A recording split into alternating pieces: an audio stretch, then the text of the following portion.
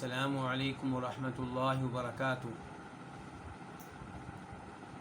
ان الحمد للہ نحمده ونستعینه ونستغفره ونعوذ باللہ من شرور انفسنا ومن سیئات اعمالنا من يهده الله فلا مضل له ومن يضلل فلا هادي له واشهد ان لا اله الا الله وحده لا شريك له واشهد ان محمدا عبده ورسوله يا ايها الذين امنوا اتقوا الله حق تقاته ولا تموتن الا وانتم مسلمون يا ايها الناس اتقوا ربكم الذي خلقكم من نفس واحده وخلق منها زوجها وبث منهما رجالا كثيرا ونساء واتقوا الله الذي تساءلون به والأرحام إن الله كان عليكم رقيبا يا أيها الذين آمنوا اتقوا الله وقولوا قولا سديدا يصلح لكم أعمالكم ويغفر لكم ذنوبكم ومن يطع الله ورسوله فقد فاز فوزا عظيما أما بعد فإن خير الحديث كتاب الله وخير الهدي هدي محمد صلى الله عليه وسلم وشر الأمور محدثاتها وكل محدثة بدعة وكل بدعة ضلالة وكل ضلالة في النار۔ الوافی بما فی الصحیحین، یہ وہ کتاب ہے جس کا دورہ آج کل جاری و ساری ہے۔ اس کتاب میں صحیح بخاری اور صحیح مسلم کی احادیث کو اس انداز سے جمع کیا گیا ہے کہ احادیث کا تکرار نہ ہو۔ احادیث کی تعداد تقریباً 2000 ہے۔ اس کتاب میں کئی مقاصد ہیں، ان میں سے تیسرا مقصد عبادات کے بارے میں ہے، اور اس تیسرے مقصد میں کئی ایک کتب ہیں۔ چوتھی کتاب کا تعلق نماز کے طریقہ سے ہے اور نماز سے متعلقہ مسائل اور احکام سے ہے۔ اس کتاب میں کئی ایک فصول ہیں، ان فصول میں سے تیسری فصل صفت الصلاۃ ہے، یعنی کہ نماز کا طریقہ، اور اس تیسری فصل میں کئی ابواب ہیں۔ ان ابواب میں سے چوتھا باب ہے باب وضع الیدین فی الصلاۃ، کہ نماز میں ہاتھ باندھنا، نماز میں ہاتھ رکھنا، یعنی کہ نماز میں جب آپ رکوع سے پہلے کھڑے ہوں گے تو آپ کے ہاتھ کہاں ہوں گے، آپ ہاتھ کہاں رکھیں گے، اس بارے میں یہ باب ہے۔ حدیث نمبر 411 411۔ اس حدیث کو جس امام نے اپنی کتاب میں جگہ دی ہے وہ امام بخاری ہے۔ عن ابی حازم، ابو حازم سے روایت ہے۔ یہ ابو حازم کون سے ہیں؟ ابو حازم بن دینار الاعرج، وہ روایت کرتے ہیں عن سہل بن سعد، سہل بن سعد الساعدی رضی اللہ تعالیٰ عنہ سے۔ قال، وہ کہتے ہیں، کون؟ سہل بن سعد الساعدی، کان الناس یؤمرون ان یضع الرجل الید الیمنی علی ذراع الیسری فی الصلاۃ، کہ لوگوں کو حکم دیا جاتا تھا کہ آدمی دایاں ہاتھ اپنے بائیں بازو پہ رکھے۔ کب؟ فی الصلاۃ، نماز میں، نماز کے دوران۔ یہاں پہ رکتے ہیں۔ سہل بن سعد کیا کہہ رہے ہیں کہ لوگوں کو حکم دیا جاتا تھا۔ حکم دینے والا کون ہوگا؟ نبی صلی اللہ علیہ وسلم۔ کیا حکم ملتا تھا؟ کہ نمازی دایاں ہاتھ دوران نماز اپنے بائیں بازو پہ رکھے۔ کیا پوری نماز میں ایسا ہوگا؟ نہیں، پوری نماز میں ایسا نہیں ہوگا، لیکن یہاں پہ تو لفظ نماز کا آیا ہے، اس سے پتہ چلتا ہے کہ پوری نماز میں ایسا ہوگا۔ تو اس سوال کا جواب یہ ہے کہ سجدے کی کیفیت بتا دی گئی کہ ہاتھ کہاں ہوں گے، زمین پہ ہوں گے، اس لیے اس حدیث کی وجہ سے اس حدیث پہ عمل نہیں ہوگا۔ رکوع کے بارے میں بتا دیا گیا ہاتھ کہاں ہوں گے، گھٹنوں پہ ہوں گے، اس لیے اس حدیث کی وجہ سے رکوع کے دوران اس حدیث پہ عمل نہیں ہوگا۔ دو سجدوں کے درمیان بتا دیا گیا ہاتھ کہاں ہوں گے، یا دونوں رانوں پہ ہوں گے یا دونوں گھٹنوں پہ ہوں گے. اس لیے اس حدیث کی وجہ سے دو سجدوں کے مابین بیٹھے ہوئے اس حدیث پہ عمل نہیں ہوگا. اتحیات اور تشہد میں ہاتھ کہاں ہوں گے یہ بھی بتا دیا گیا. اس لیے اس موقع پہ بھی اس حدیث پہ عمل نہیں ہوگا. تو اس حدیث پہ عمل پھر کہاں ہوگا؟ رکوع سے پہلے. لیکن وہ علماء کرام جو رکوع کے بعد بھی ہاتھ باندھنے کے قائل ہیں، ہاتھ چھوڑنے کے قائل نہیں ہیں، وہ کہتے ہیں کہ یہ حدیث ہماری دلیل ہے. اس حدیث میں کہا گیا ہے کہ لوگوں کو حکم تھا کہ انسان دایاں ہاتھ دوران نماز کہاں رکھے؟ بائیں بازو پہ رکھے، نماز میں، یعنی کہ پوری نماز میں. اب سجدہ اس سے مستثنا ہو گیا، خارج ہو گیا سجدے کی حدیث کی وجہ سے. رکوع اس سے خارج ہو گیا رکوع کی حدیث کی وجہ سے. اتحیات میں جب آپ بیٹھتے ہیں تو وہ مقام بھی اس سے خارج ہو گیا اتحیات سے متعلقہ حدیث کی وجہ سے. دو سجدوں کے مابین آپ دایاں ہاتھ بائیں بازو پہ نہیں رکھیں گے، کیونکہ دوسری حدیث میں بتا دیا گیا کہ دو سجدوں کے مابین جب بیٹھیں گے تو آپ کے ہاتھ کہاں ہوں گے؟ آپ کے گھٹنوں پہ ہوں گے یا آپ کی رانوں پہ ہوں گے. تو اب یہ حدیث رہ گئی دو مقام کے لیے، ایک رکوع سے پہلے اور ایک رکوع کے بعد. تو رکوع کے بعد اگر کوئی نمازی ہاتھ باندھتا ہے تو آپ اس پہ اعتراض نہ کریں، کیونکہ یہ حدیث اس کی دلیل ہے. اور اگر کوئی ہاتھ چھوڑتا ہے تو آپ اس پہ بھی اعتراض نہ کریں. کیوں؟ ان احادیث کی وجہ سے جن سے پتہ چلتا ہے کہ رکوع کے بعد آپ کھڑے ہو جاتے اور اس انداز سے کھڑے ہوتے جیسے نارمل آدمی کھڑا ہوتا ہے. تو نارمل کھڑے ہونے کی حالت کیا ہوتی ہے کہ ہاتھ انسان کے نیچے ہوتے ہیں، سینے پہ نہیں ہوتے، پیٹ پہ نہیں ہوتے. یہاں پہ ایک سوال یہ پیدا ہوگا کہ دایاں ہاتھ بائیں بازو پہ یہ رکھیے تو کیفیت کیا ہوگی؟ جب آپ دایاں ہاتھ بائیں بازو پہ رکھیں گے تو یہ بازو ہے، بازو پہلے طے کر لیں کہ یہاں عربی میں لفظ کیا ہے؟ ذراع. عربی میں لفظ کیا ہے؟ ذراع، جس کا ترجمہ میں کیا کر رہا ہوں؟ بازو. اب ذراع کس کو کہتے ہیں؟ کونی سے لے کر، کونی کے کنارے سے لے کر درمیان والی انگلی کے سرے تک، یہاں سے لے کے کونی کے آخر تک جو جگہ ہے یہ ہے ذراع. اس کو کہتے ہیں عربی میں ذراع، جس کا اردو میں ترجمہ ہم کر لیتے ہیں بازو. اب اس حدیث کے مطابق دایاں ہاتھ بائیں بازو پہ رکھا جائے گا، چاہے آپ یہاں پہ رکھ لیں، چاہے یہاں پہ رکھ لیں، چاہے ادھر رکھ لیں، چاہے ادھر رکھ لیں، چاہے ادھر رکھ لیں. لیکن دیگر احادیث سے طے ہوگا کہ دایاں ہاتھ بائیں بازو پہ رکھتے ہوئے بازو کے کس مقام پہ رکھیں گے. تو امام ابو داؤد رحمہ اللہ روایت کرتے ہیں وائل بن حجر رضی اللہ تعالیٰ عنہ سے کہ نبی علیہ الصلوۃ والسلام نے نماز میں دایاں ہاتھ کہاں پہ رکھا؟ بائیں ہاتھ کی ہتھیلی پہ، اس کو کہتے ہیں ہتھیلی، بائیں ہاتھ کی ہتھیلی کی پشت پہ رکھا. تو یہ بائیں ہاتھ کی ہتھیلی کی پشت ہے، پشت پہ رکھا اور کلائی پہ رکھا، یہ ہے کلائی. اب آپ اس کا مطلب یہ ہے کہ دونوں احادیث پہ عمل کرنے کے لیے اپنا ہاتھ اس انداز سے رکھیں کہ کچھ حصہ دائیں ہاتھ کا بائیں ہاتھ کی ہتھیلی کی پشت پہ آ جائے اور کچھ کلائی پہ آ جائے. تو آپ پھر کیسے ہوں گے؟ ایسے، اس انداز سے، اس انداز سے. تو اس طرح کر کے آپ دونوں طرح کی احادیث پہ عمل کر لیں گے.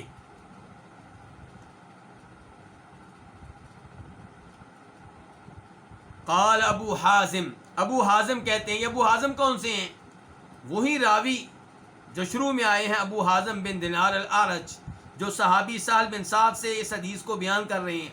تو ابو حازم کہتے ہیں لا اعلمہ الا ینمی ذلک الی النبی صلی اللہ علیہ وسلم، میں نہیں علم رکھتا، لا اعلمہ، اس کے بارے میں، کس کے بارے میں؟ اس حکم کے بارے میں. سہل بن سعد نے کیا کہا تھا کہ لوگوں کو حکم دیا جاتا تھا کہ آدمی نماز میں دایاں ہاتھ بائیں بازو پہ رکھے، حکم دیا جاتا تھا، حکم. تو ابو حاتم کہتے ہیں لا اعلمہ، میں اس حکم کے بارے میں علم نہیں رکھتا الا مگر یہ کہ ینمی، صحابی سہل بن سعد ینمی نسبت کرتے تھے، ذالکا اس حکم کی، کس کی طرف؟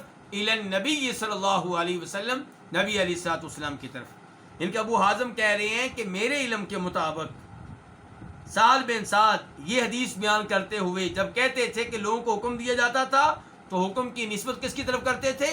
نبی صلی اللہ علیہ وسلم کی طرف کرتے تھے۔ تو پھر یہ نبی علیہ السلام کا حکم ہو گیا۔ کیا حکم ہو گیا؟ کہ نماز میں دایاں ہاتھ بائیں بازو پہ رکھیں۔ اس سے پتا چلا کہ ہاتھ چھوڑنے کی اجازت نہیں ہے رکوع سے پہلے، رکوع سے پہلے ہاتھ چھوڑنے کی اجازت نہیں ہے۔ افسوس سے کہنا پڑتا ہے کہ چند ایک ایسے لوگ ان میں پیدا ہو گئے ہیں جو صحابہ اکرام کو مانتے ہیں، جو جناب صدیق کو خلیفہ اول مانتے ہیں، جناب فاروق کو خلیفہ ثانی مانتے ہیں، جناب عثمان کو خلیفہ ثالث مانتے ہیں، جناب علی کو خلیفہ رابع مانتے ہیں۔ ان میں چند ایک لوگ ایسے پیدا ہو گئے ہیں جو کہتے ہیں کہ رکوع سے پہلے ہاتھ چھوڑنا بھی جائز ہے۔ اور ان میں سے ایک وہ آدمی ہے جو امیر معاویہ پہ تنقید کرتا رہتا ہے رضی اللہ تعالیٰ عنہ، انہیں برا بھلا کہتا رہتا ہے۔ یہ آدمی ایک دفعہ صحابہ کرام کے دشمنوں کے ہاں پہنچ گیا، ان کے ساتھ نماز پڑھی، ان کی امامت میں نماز پڑھی اور ہاتھ چھوڑ کے پڑھی، اور کیا کہتا ہے کہ یہ بھی ٹھیک ہے، جبکہ یہاں پہ صحابی کہہ رہے ہیں کہ لوگوں کو حکم ملتا تھا۔ اس کا مطلب یہ ہے کہ دایاں ہاتھ بائیں بازو پہ رکھنا واجب ہے، ضروری ہے، لازمی ہے، ہاتھ چھوڑنے کی اجازت نہیں ہے۔ اور یہاں میں ایک عجیب بات آپ کے سامنے رکھنا چاہوں گا، وہ یہ کہ اس حدیث کو بیان کرنے والے کون ہیں؟ امام بخاری، اور اسی حدیث کو امام مالک لے کر آئے ہیں اپنی کتاب الموطا میں، حدیث کی کتاب الموطا میں۔ کون؟ امام مالک۔ اور آج جب آپ مسجد نبوی میں جائیں گے، مسجد حرام میں جائیں گے، تو امام مالک کی طرف اپنی نسبت کرنے والے مالکی حضرات عام طور پہ رکوع سے پہلے ہاتھ چھوڑ دیتے ہیں، ہاتھ باندھتے نہیں ہیں، اور کہتے ہیں کہ ایسا کیا ہے امام مالک رحمہ اللہ نے۔ یہ ہوتی ہے اندھی تقلید۔ نبی علیہ السلام کی حدیث کو نظر انداز کر کے کسی بھی امام، کسی بھی شخصیت کے پیچھے اس انداز سے چلنا یہ درست نہیں ہے۔ بھائی امام مالک حدیث کون سی لے کر آئے ہیں؟ آپ یہ دیکھیں، امام مالک اپنی حدیث کی کتاب میں وہ حدیث لے کر آئے ہیں جس سے پتہ چلتا ہے کہ لوگوں کو حکم تھا کہ دایاں ہاتھ بائیں بازو پہ رکھیں دوران نماز، یعنی کہ ہاتھ چھوڑا نہیں جاتا تھا، ہاتھ باندھنے کا حکم تھا۔ تو اس لیے ہاتھ باندھنا چاہیے۔ مالکی حضرات عام طور پہ چھوڑتے ہیں اور دعویٰ کرتے ہیں کہ امام مالک نے ایسا کیا۔ امام مالک نے ایسا کیا یا نہیں کیا اللہ بہتر جانتا ہے۔ اگر کیا بھی تو علماء کرام کہتے ہیں شاید اس لیے کہ ان کے ہاتھ کام نہیں کرتے تھے، جب ان کی پٹائی ہوئی، انہیں مارا گیا، تو اس کے بعد ان کے ہاتھوں میں اتنی طاقت نہیں تھی کہ ان کو باندھتے، تو وہ اس لیے ہاتھ چھوڑ دیتے تھے۔ تو آپ لوگ کیوں چھوڑتے ہیں امام مالک کی تقلید میں، جب کہ حدیث موجود ہے جسے امام مالک اپنی کتاب میں لے کر آئے ہیں؟ آج لوگ ہم سے کہتے ہیں کہ تم بھی تو امام بخاری کی تقلید کرتے ہو۔ نہیں، ہم امام بخاری کی تقلید نہیں کرتے۔ امام بخاری جب یہ کہتے ہیں کہ نبی علیہ السلام نے یہ کہا اور باسند بیان کرتے ہیں، واسطے بیان کرتے ہیں کہ امام بخاری تک یہ حدیث کیسے پہنچی، وہ واسطے جب درست ہوتے ہیں تب ہم امام بخاری کی حدیث پہ اعتماد کر کے حدیث پہ عمل کرتے ہیں، امام بخاری کے ذاتی قول پہ نہیں۔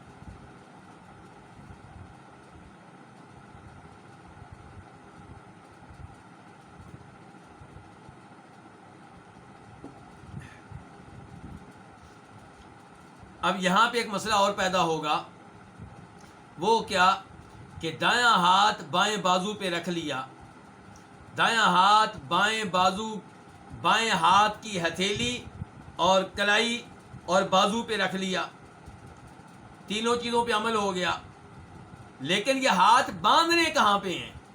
سینے پہ ناف سے اوپر یا ناف سے نیچے.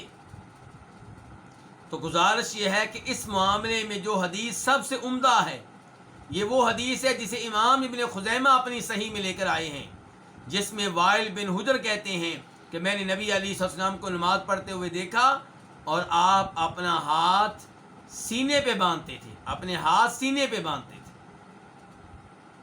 تو اس لیے دایاں ہاتھ بائیں ہاتھوں کی ہتھیلی پہ، کلائی پہ اور بازو پہ رکھیں اور سینے پہ رکھیں. یہ وہ طریقہ ہے جو نبی علیہ الصلوۃ والسلام سے ثابت ہے. یہاں پہ ایک اور مسئلہ بھی ہے، اور وہ یہ کہ سینے پہ ہاتھ مرد باندھیں گے یا عورتیں باندھیں گی. یہ بھی ایک مسئلہ ہے. پاک و ہند کے لوگ، ان کے ہاں عورتیں سینے پہ ہاتھ باندھتی ہیں اور مرد ناف سے نیچے ہاتھ باندھتے ہیں. بھائی یہ فرق کہاں سے آ گیا؟ ہمیں بھی بتاؤ. تو پہلی بات یہ ہے کہ جس حدیث کی وجہ سے پاک و ہند کی عورتیں سینے پہ ہاتھ باندھتی ہیں، اسی حدیث کی وجہ سے مردوں کو چاہیے کہ وہ بھی سینے پہ ہاتھ باندھیں، کیونکہ مردوں عورتوں کی نماز میں کوئی فرق نہیں ہے. دوسری بات یہ ہے کہ ناف کے نیچے ہاتھ کیوں باندھے جاتے ہیں؟ کہتے ہیں کہ امام ابو داؤد اپنی سنن میں جناب امیر المؤمنین علی بن ابو طالب رضی اللہ تعالیٰ عنہ سے یہ روایت لے کر آئے ہیں کہ سنت طریقہ یہ ہے کہ آپ اپنے ہاتھ کہاں رکھیں؟ ناف سے نیچے رکھیں. لیکن گزارش یہ ہے کہ یہ روایت ابو داؤد شریف میں آئی ہے، اور اس کے راویوں میں ایک ہے عبد الرحمن بن اسحاق الکوفی.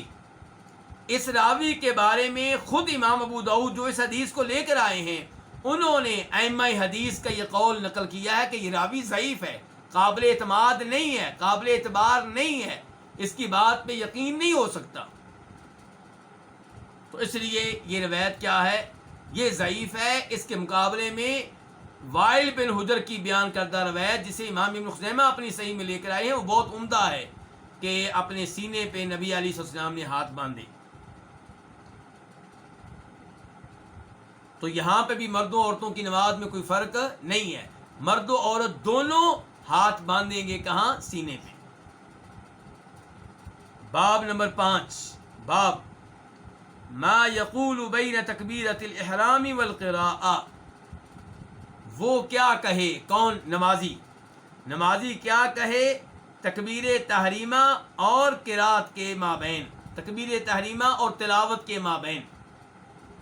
یعنی کہ اللہ اکبر کہہ دیا، سورہ فاتحہ کی تلاوت تو ٹھہر کے ہوگی، سورہ فاتحہ کی تلاوت اور اللہ اکبر کے مابین کیا پڑھنا ہے، کیا کہنا ہے؟ حدیث نمبر 412 412 قاف. اس حدیث کے بیان کرنے پہ اتفاق ہے کس کا؟ امام بخاری کا اور امام مسلم کا.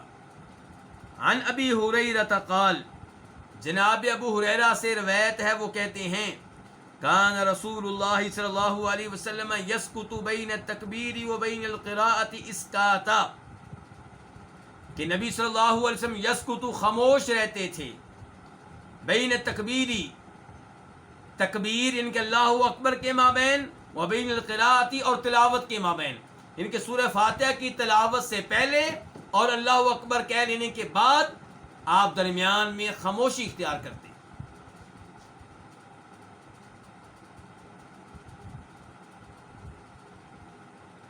قال، وہ کہتے ہیں، کون ہے یہ کہنے والے؟ شروع میں دیکھیے حدیث کے راوی کون تھے؟ ابو ہریرہ. جناب ابو ہریرہ سے یہ حدیث کس نے لی ہے؟ ابو زرع نے. جناب ابو ہریرہ سے یہ حدیث کس نے لی ہے؟ ابو زرع نے. ابو زرع اس حدیث کو جناب ابو ہریرہ سے روایت کرتے ہیں. تو یہ ابو زرع قال یہ کہتے ہیں کہ احسبہ، کہ میرا ان کے بارے میں گمان ہے. کن کے بارے میں؟ ابو ہریرہ کے بارے میں.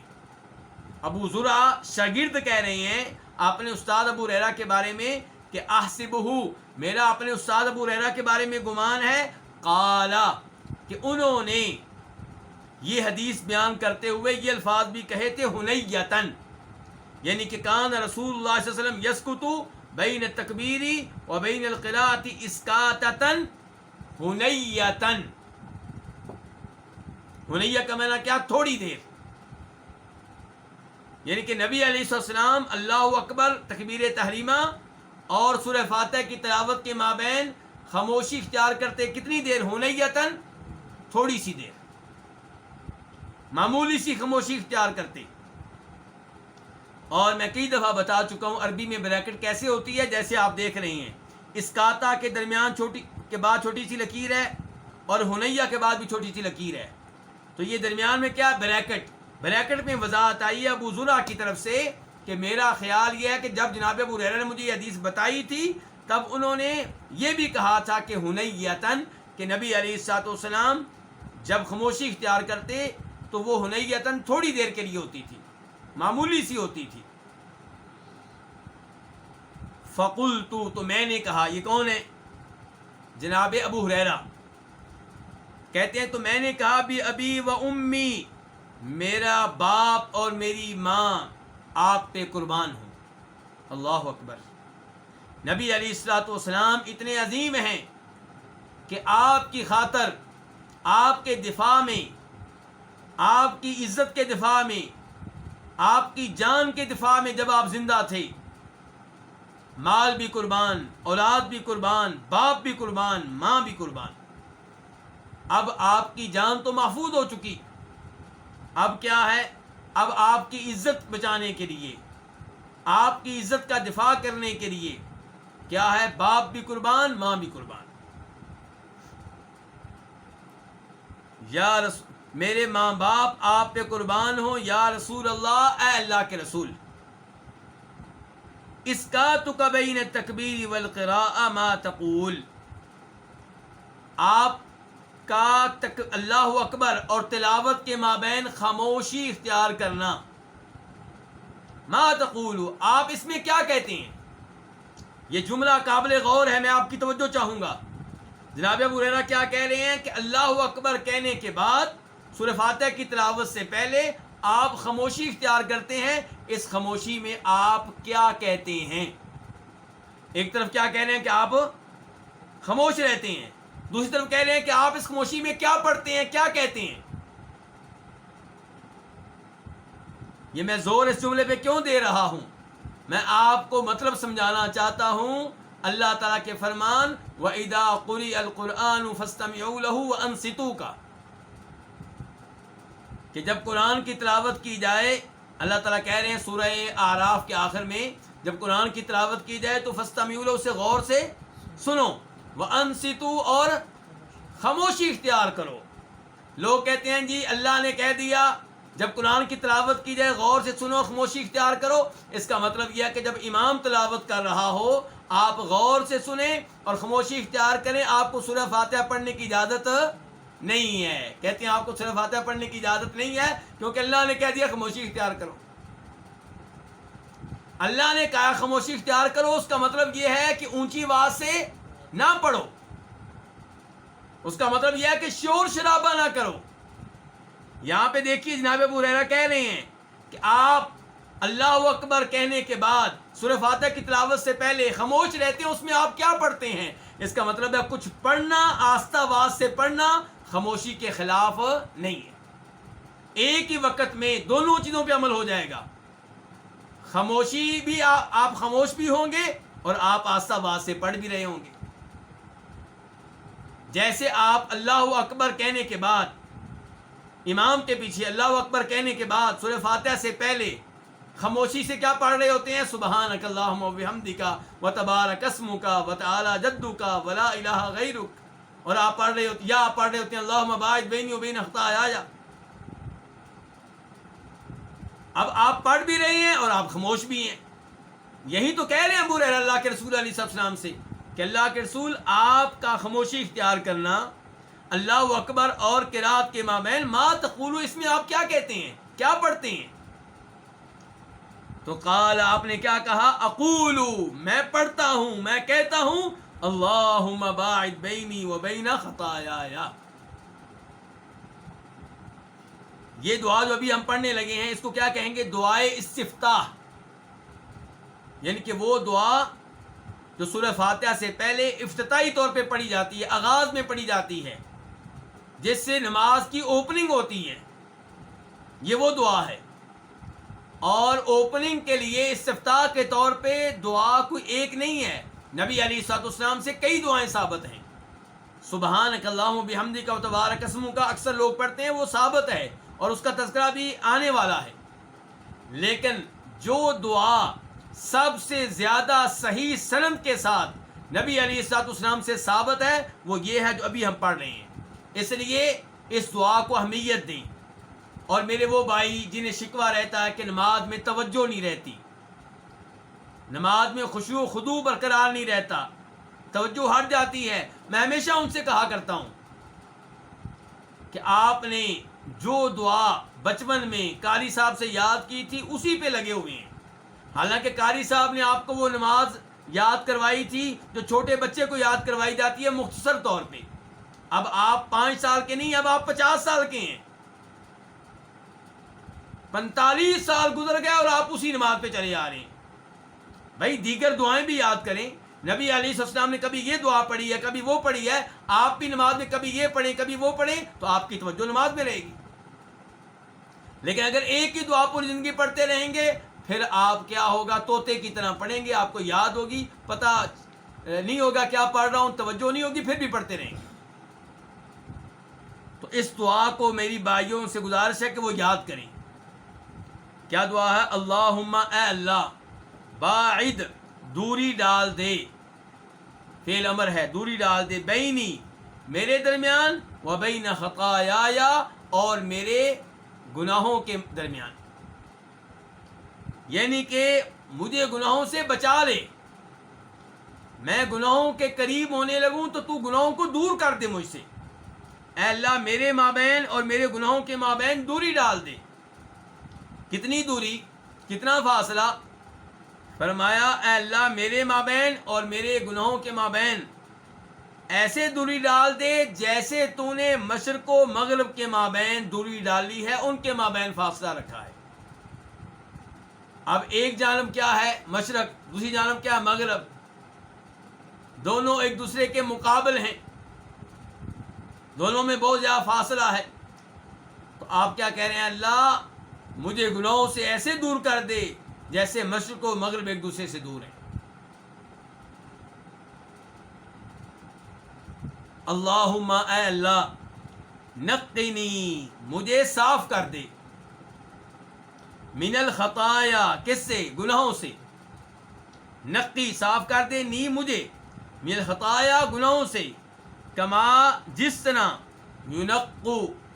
کما ینقی الثوب الابیض من دنس، جیسے صاف کیا جاتا ہے الثوب الابیض، سفید کپڑا، کس چیز سے صاف کیا جاتا ہے؟ من الدنس، میل کچیل سے۔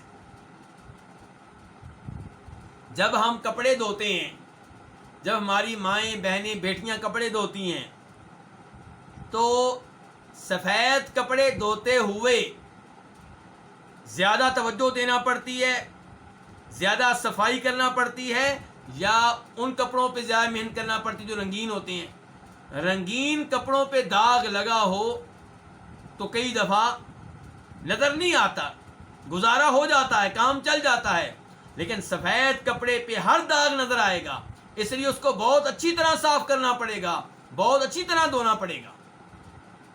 تو نمازی کیا کہہ رہا ہے؟ یا اللہ مجھے گناہوں سے ایسے اچھی طرح صاف کر دے جیسے سفید کپڑے کو میل کچیل سے اچھی طرح صاف کیا جاتا ہے۔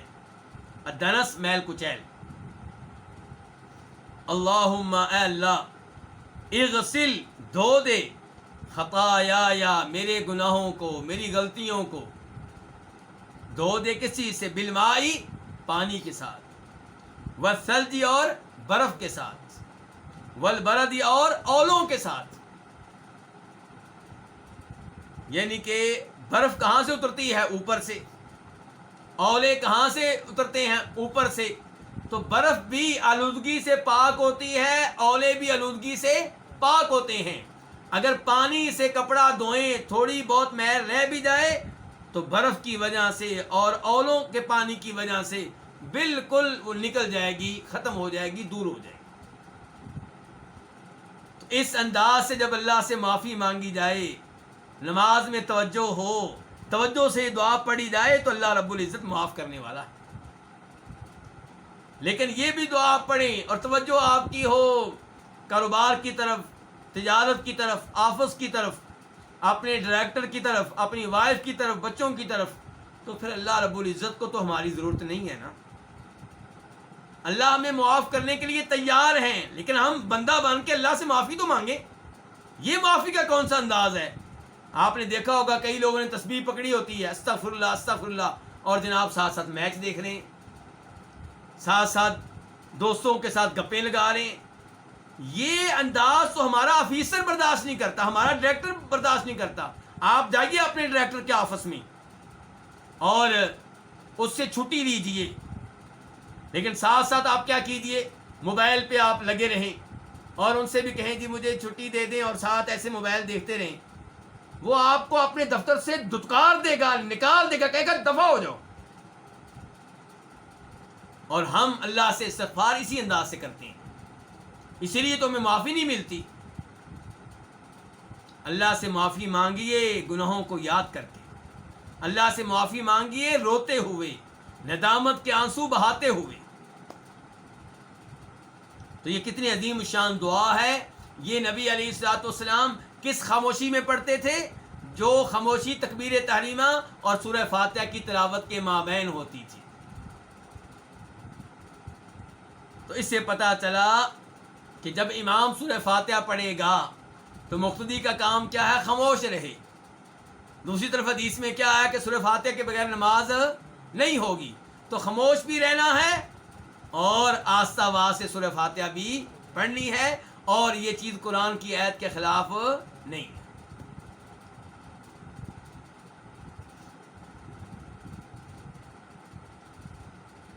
حدیث نمبر 413 413 میم۔ اس حدیث کو بیان کرنے والے امام کا نام کیا؟ امام مسلم۔ عن ابن عمر، جناب عبداللہ بن عمر رضی اللہ عنہما سے روایت ہے، قال، وہ کہتے ہیں، بینما نحن نصلی مع رسول اللہ صلی اللہ علیہ وسلم، جب کہ ہم نماز پڑھ رہے تھے رسول اللہ صلی اللہ علیہ وسلم کے ساتھ۔ صحابہ کرام نماز کس کے ساتھ پڑھ رہے تھے؟ کے ساتھ، اور لفظ کیا آیا؟ مع۔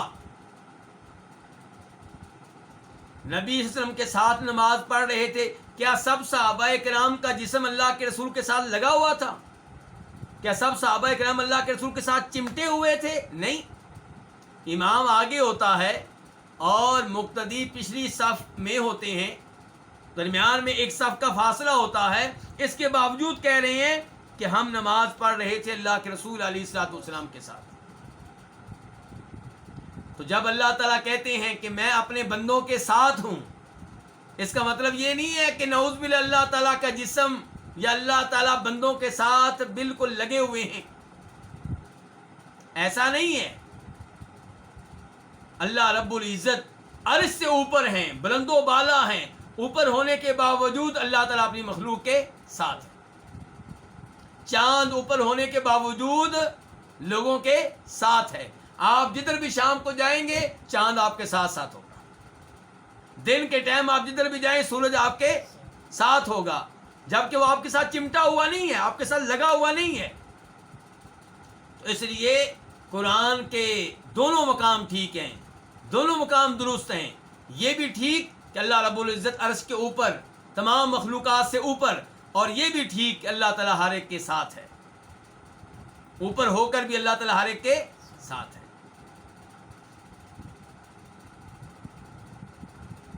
تو یہاں پہ عبداللہ بن عمر کہہ رہے ہیں کہ جب کہ ہم نماز پڑھ رہے تھے نبی صلی اللہ علیہ وسلم کے ساتھ، اذ قال رجل من القوم، تب لوگوں میں سے ایک آدمی نے کہا، کیا کہا؟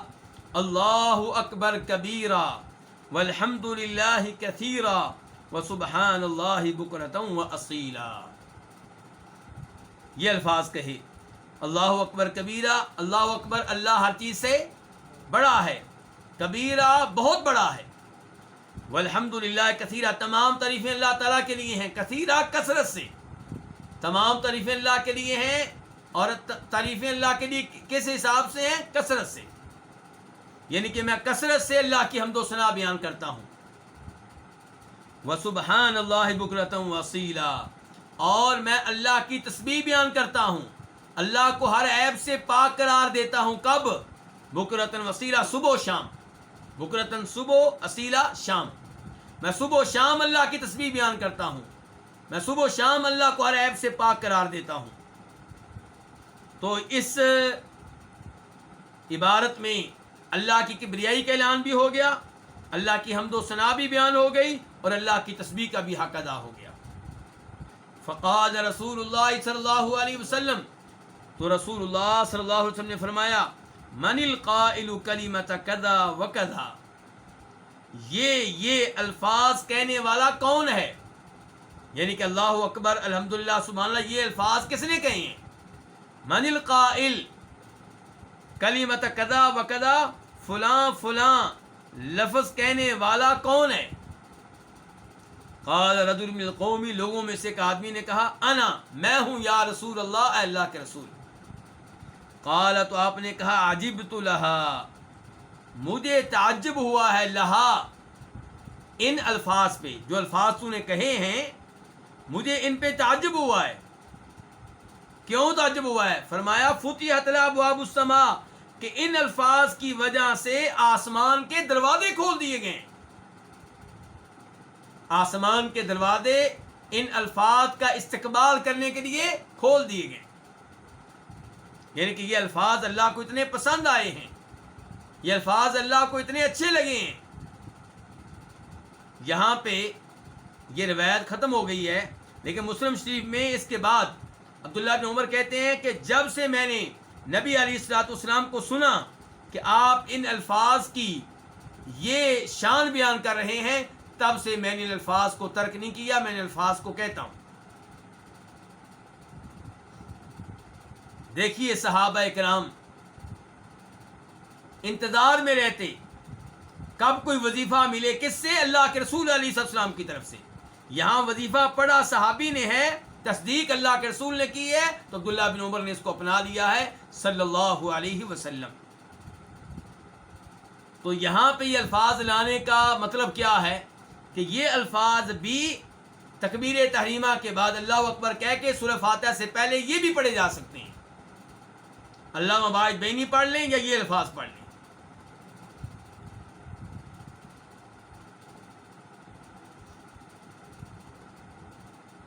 اور اس سے یہ بھی پتہ چلا کہ ہمارے اچھے الفاظ اوپر چڑھتے ہیں، کدھر جاتے ہیں؟ اللہ تعالیٰ کی طرف چڑھ کر جاتے ہیں، اللہ تعالیٰ کی طرف جاتے ہیں۔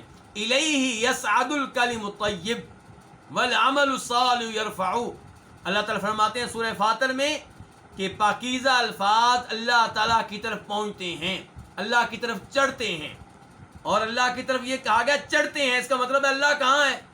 اللہ اوپر ہے، اس لیے یہ نہیں کہا کہ اللہ کی طرف الفاظ جاتے ہیں، یہ کہا کہ اللہ کی طرف الفاظ چڑھ کر جاتے ہیں اوپر۔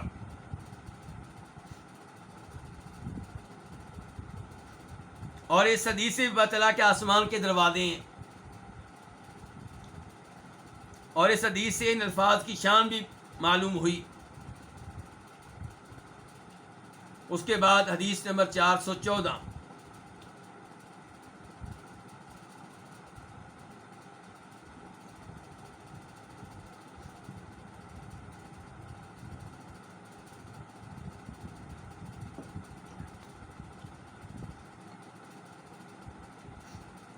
حدیث نمبر 414 414 میم۔ اس حدیث کو بیان کرنے والے امام کون ہے؟ امام مسلم۔ عن عبدہ ان عمر بن الخطاب كان يجهر بهؤلاء الكلمات يقول، عبدہ سے روایت ہے۔ عبدہ کون ہے؟ عبدہ بن ابو لبابہ الاسدی، عبدہ بن ابو لبابہ الاسدی، ان سے روایت ہے کہ جناب عمر بن خطاب کان یجہر بہؤلاء الکلمات، وہ یہ الفاظ اونچی آواز سے کہا کرتے تھے۔ کان یجہر بہؤلاء الکلمات، وہ یہ الفاظ اونچی آواز سے کہا کرتے تھے. یقول، وہ کہتے تھے سبحانک اللہم و بحمدک، تو پاک ہے اے اللہ. سبحانکا، میں تیری تسبیح بیان کرتا ہوں اے اللہ، میں تجھے ہر عیب سے پاک قرار دیتا ہوں اے اللہ. میں تیری تسبیح بیان کرتا ہوں اے اللہ، و بحمدکا، اور ساتھ ساتھ میں تیری حمد و ثنا بیان کرتا ہوں.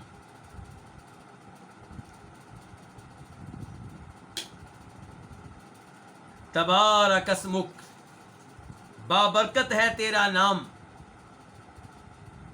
وتعالی جدک، اور بلند و بالا ہے جدو کا تیری شان. ولا الہ غیرک، اور تیرے علاوہ کوئی معبود برحق نہیں ہے. تو یہاں شروع میں کیا؟ اللہ کی تسبیح، لیکن اللہ کی حمد و ثنا کے ساتھ. اور اللہ کی تسبیح اللہ کی حمد و ثنا کے ساتھ کہنا یہ بہت اچھی بات ہے. اللہ تعالیٰ کہتے ہیں وَإِن مِّن شَيْءٍ إِلَّا يُسَبِّحُ بِحَمْدِهِ، ہر چیز اللہ کی تسبیح بیان کرتی ہے اللہ کی حمد و ثنا کے ساتھ. اس لیے اللہ کی تسبیح بھی بیان کریں. اللہ کی تسبیح کیا ہے؟ کہ اللہ ہر عیب سے پاک ہیں. مثال کے طور پہ اللہ سوتے نہیں ہیں، اللہ کو اونگ نہیں آتی، اللہ کسی کے محتاج نہیں ہیں، اللہ تھکتے نہیں ہیں. یہ سب کیا ہے؟ یہ تسبیح کے الفاظ ہیں. اب یہ آپ نہیں کر رہے ہیں کہ اللہ ایسے بھی نہیں ہے، اللہ ایسے بھی نہیں ہے، اللہ ایسے بھی نہیں ہے. حمد کیا ہے؟ حمد یہ ہے کہ اللہ ایسے ہیں. کیسے ہیں؟ اللہ ہر آواز کو سننے والے ہیں، اللہ کلام کرنے والے ہیں، اللہ ہر چیز پہ قادر ہیں، اللہ تعالیٰ ہر چیز کے خالق ہیں، اللہ ہر چیز کے مالک ہیں، اللہ ہر چیز کو رزق دینے والا ہے. یہ ہوگی اللہ کی حمد. تو سبحانک اللہم و بحمدک، اے اللہ میں تیری تسبیح بیان کرتا ہوں تیری حمد و ثنا کے ساتھ. تبارک اسمک، تیرا نام بابرکت. تو اللہ کے نام کیا ہیں؟ بابرکت ہیں. وتعالی جدک، اور تیری شان بلند و بالا ہے. تعالی بلند و بالا، جدک تیری شان، تیرا مقام و مرتبہ. ولا الہ غیرک، اور تیرے علاوہ کوئی معبود برحق نہیں ہے. اس حدیث کو اس روایت کو امام مسلم لے کر آئے ہیں، لیکن یہاں پہ نبی علیہ الصلوۃ والسلام کا تذکرہ نہیں ہے. آپ غور کریں اس پہ.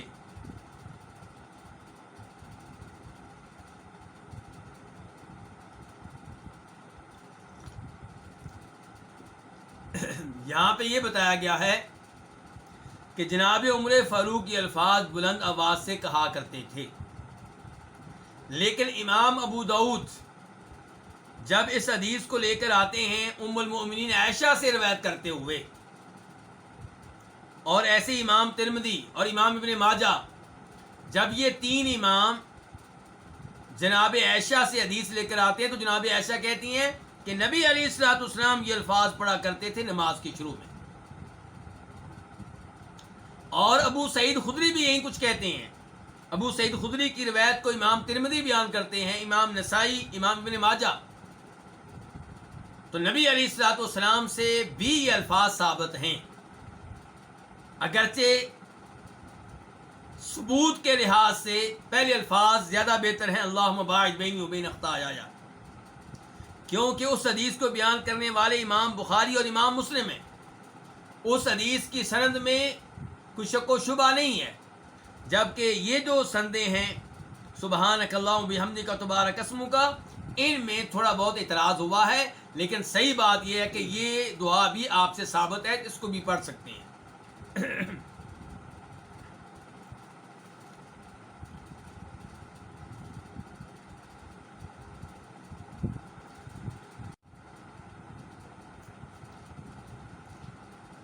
اب حدیث نمبر 415 415 میم.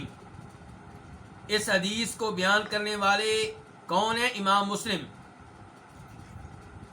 عن علی بن ابی طالب عن رسول اللہ صلی اللہ علیہ وسلم انه كان اذا قام الى الصلاة قال. امیر المؤمنین علی بن ابو طالب رضی اللہ تعالیٰ عنہ سے روایت ہے وہ رسول اللہ صلی اللہ علیہ وسلم سے روایت کرتے ہیں کہ انہ کان اذا قام الی الصلاۃ، کہ جب وہ نماز کے لیے کھڑے ہوتے تھے، کون؟ نبی علیہ الصلوۃ والسلام، قال، تو آپ کہتے تھے، کیا کہتے تھے؟ وہ الفاظ آگے آنے والے ہیں، لیکن اس سے پہلے میں آپ کی توجہ چاہوں گا کہ اس حدیث کے راوی کون ہیں؟ ہمارے چوتھے خلیفہ جناب علی بن ابو طالب، اور یہ آل بیت میں سے ہیں یا نہیں؟ اور حدیث کو بیان کس نے کیا؟ امام مسلم نے۔ صحابہ کرام اور آل بیت میں فرق کرنے والے، صحابہ کرام پہ تنقید کرنے والے، صحابہ کرام سے بغض و دعوت رکھنے والے یہ کہتے ہیں کہ امام بخاری، امام مسلم، ابو داؤد، ترمذی، نسائی، ابن ماجہ یہ آل بیت سے احادیث بیان نہیں کرتے۔ دیکھیے حدیث آپ کے سامنے، جناب علی اس کو روایت کر رہے ہیں۔ تو جناب علی روایت کرتے ہیں رسول اللہ صلی اللہ علیہ وسلم سے، انہ کان اذا قام الی الصلاۃ، کہ وہ یعنی کہ نبی علیہ السلام جب نماز کے لیے کھڑے ہوتے، قال، تو آپ کہتے، کب کہتے؟ اللہ اکبر سے پہلے یا اللہ اکبر کے بعد؟ صحیح بات یہ کہ اللہ اکبر کے بعد، اللہ اکبر کے بعد دعائے استفتاح کے طور پہ یہ الفاظ کہا کرتے تھے جو ابھی بیان ہونے والے ہیں۔ تو اس لیے میں نے کہا تھا کہ دعائے استفتاح کے طور پہ کئی ایک دعائیں ثابت ہیں۔ نمبر 1 اللہم باعث بینی و بین خطایا، نمبر 2 یہ سبحانک اللہم و بحمدک تبارک اسمک، اور نمبر 3 یہ وجہت وجہی للذی فطر السماوات، اور وہ الفاظ بھی کہ اللہ اکبر کبیرہ والحمد للہ کثیرہ وسبحان اللہ بکرۃ وصیلہ، وہ بھی پڑھ لیے جائیں تو امید ہے کہ انشاءاللہ کوئی حرج نہیں ہوگا۔ اور امید یہ ہے کہ وہ الفاظ صحابی نے اسی موقع پہ پڑھے تھے۔ تو آپ کیا کہتے تھے؟ وجہت وجہی للذی فطر السماوات والارض، وجہت میں نے پھیر دیا، میں نے پھیر دیا، پھیر لیا، وجہیہ اپنا چہرہ، کس کے لیے پھیر لیا؟ للذی اس ذات کے لیے جس نے پیدا کیا ہے آسمانوں اور زمین کو، یعنی آسمان و زمین کے خالق کے لیے میں نے اپنا چہرہ پھیر دیا، یعنی کہ میں عبادت کرنے لگا ہوں، اور یہ عبادت میں خاص کس کے لیے کرنے لگا ہوں؟ اللہ تعالیٰ کے لیے۔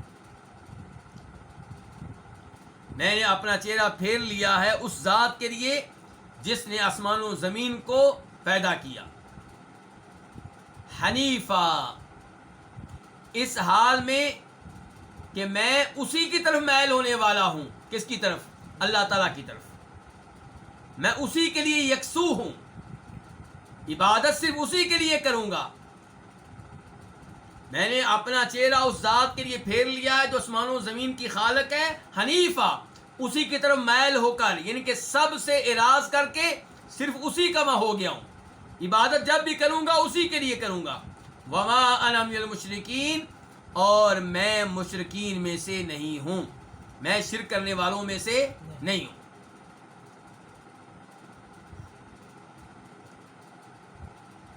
ان صلاتی، بے شک میری نماز، و نسکی، اور میری ہر عبادت، نسک کا معنی عبادت بھی ہوتا ہے، نسک کا معنی قربانی بھی کر لیا جاتا ہے، نسک کا معنی ذبح کرنا بھی کر لیا جاتا ہے، اور نسک کا معنی حج بھی کر لیا جاتا ہے۔